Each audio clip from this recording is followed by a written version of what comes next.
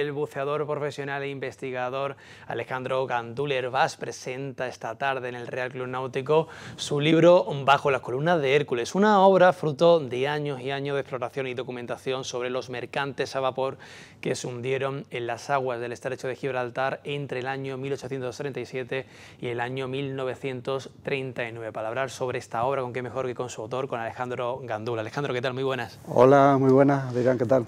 Bueno, Alejandro, más en detalle, ¿qué vamos a encontrarnos en esas hojas, en ese libro, bajo las columnas de Hércules? Cuéntame. Bueno, es más que una mera relación de naufragios, porque el título se refiere a naufragios de vapores mercantes. Sí.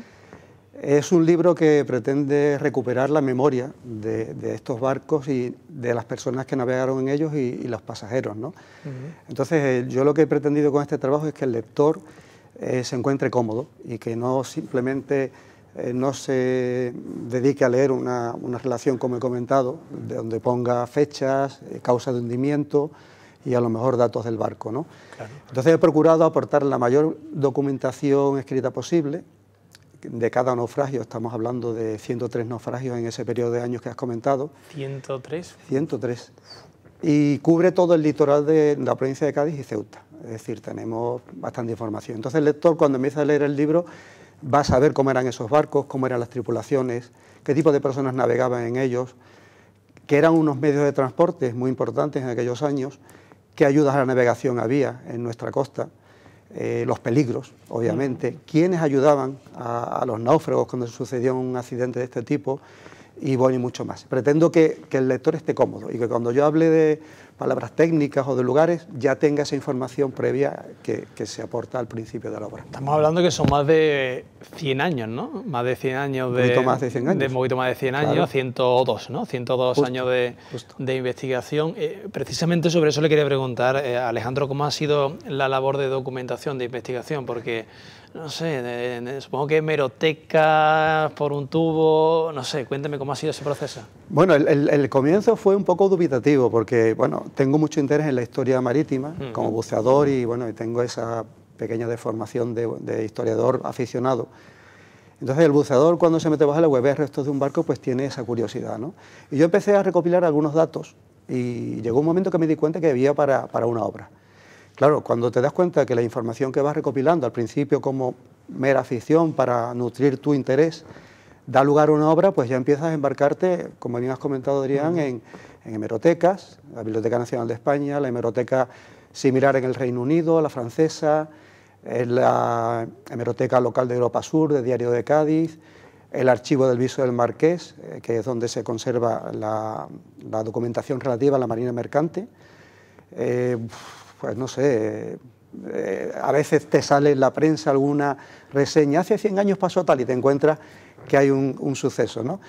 Y después, pues bueno, todo eso vas uniéndolo, vas encajando las piezas y cuando te das cuenta resulta que da para un trabajo. Y la alegría que da, ¿no? Cuando encuentras algo y te encaja y dices, qué maravilla esto, ¿no? Absolutamente, no te vas a imaginar, porque esto siempre está lleno de incertidumbre. Es decir, hay veces que caes un poco en el desánimo, porque claro, te das cuenta que a lo mejor estás siguiendo un hilo y de pronto se corta y te encuentras en un callejón sin salida y bueno, te caes un poco en el desánimo, lo dejas un poquito de lado, pero de pronto algo te vuelve a abrir una puerta al fondo de ese callejón sin salida y de pronto te das cuenta que recibes un aluvión de información realmente interesante y bonita.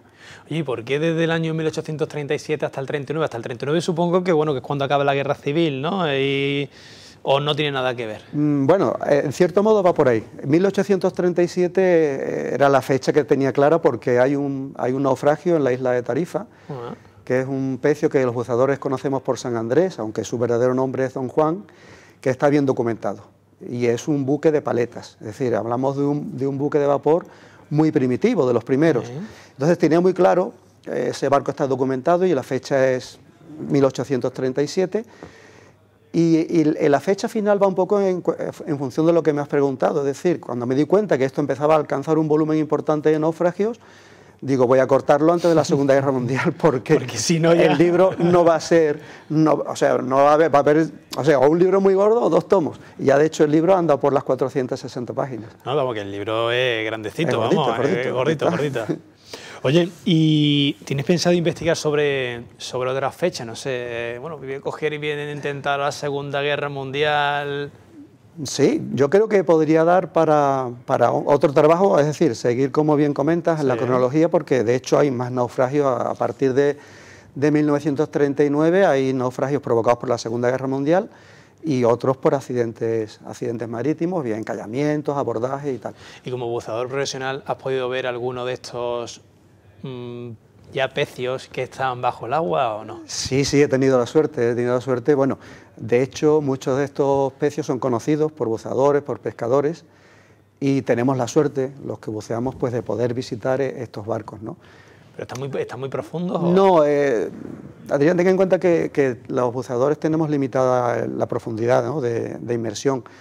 Entonces, por ejemplo, en la zona de Tarifa, que nos afecta un poco a la zona de Algeciras, la línea de Tarifa, pues son muy conocidos, a 28, 30 metros, 24, 25, entonces esos barcos son conocidos, los buceamos. Un poquito más hacia Cádiz, la Aceitera, que también es un lugar donde hay muchísimos naufragios, están a mucho menos. La Aceitera es un área con muy poca profundidad, con lo cual era lugar de encallamiento casi asegurado cuando el personal en el puente de un barco se despistaba. Entonces, la información sobre estos barcos son barcos recientes, en fecha, entonces se ha ido transmitiendo de pescadores a nosotros y hemos tenido la suerte de poder visitarlos. ¿Y la principal causa de hundimiento de estos barcos a vapor? La principal causa es encallamiento. Vale. De hecho, hay 3 bajos que son muy terribles para los marinos, que son el Bajo de la Perla, aquí en Algeciras, donde tengo registrado, creo que eran sobre 10 o 12 vapores. Hablo solo de vapores, porque no hablo de buques de guerra, no hablo de pesqueros, ni de buques de vela. Que eso ya sí nos daría para 8 tomos. Claro. Los Cabezos en Tarifa, que es el peor, ahí tengo registrado sobre 20, y la Aceitera en la zona de Barbate. Aceitera y un poquito más hacia Conil, ahí habrá pues aproximadamente media docena de vapores. Bueno. Estamos hablando de lugares, después hay abordajes, hay acciones de guerra, la Primera Guerra Mundial está dentro, y hay ataques de submarinos, por ejemplo, que es una cosa bastante curiosa.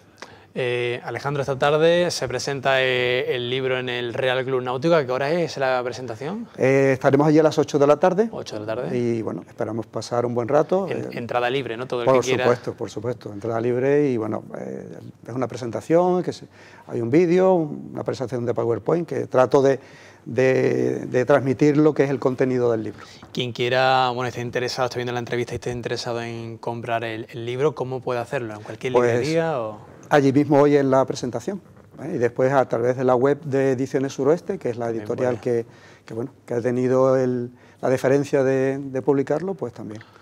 Pues Alejandro Gandul, muchísimas gracias por este ratito, por presentarnos Bajo las columnas de Hércules, y que vaya genial la presentación y posterior venta del libro. Muchas gracias. Muchísimas gracias a vosotros.